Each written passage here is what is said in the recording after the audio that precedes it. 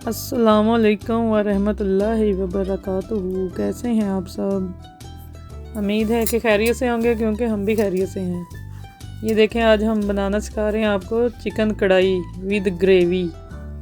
ये हमने सारे मसाला जात फ्राई कर लिए हैं। टमाटर, अदरक, मिर्च, प्याज सबको फ्राई करके हमने निकाल लिया है और उसी ऑयल में चिकन को फ्राई किया है। ये देखें, चिकन फ्राई हो रहा है। ये जो हम कढ़ाई बना रहे हैं, ये बहुत यूनिक मज़े की और लजीज कढ़ाई है।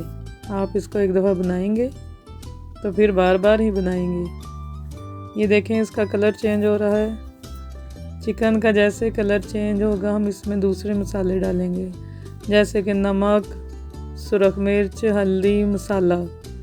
ये सारे मसाले डाल के हम इसको फिर अच्छी तरह भूनेंगे, ताकि जो गोश्त का कच्चापन है वो ख़त्म हो जाए और इसमें से स्मेल भी ना आए।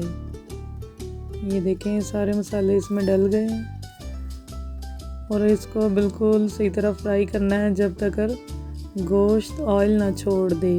देखें, इसमें थोड़ा सा टेस्ट चेंज करने के लिए हम अचार गोश्त भी डालेंगे, ताकि इसका फ्लेवर थोड़ा सा चेंज हो जाए।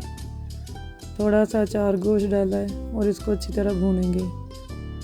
ये देखें, इसको मिक्स करें और इसका जब तक ऑयल नहीं आता तो इसको भूनते जाएं, ताकि आपकी कढ़ाई बहुत अच्छी और मज़े की बने।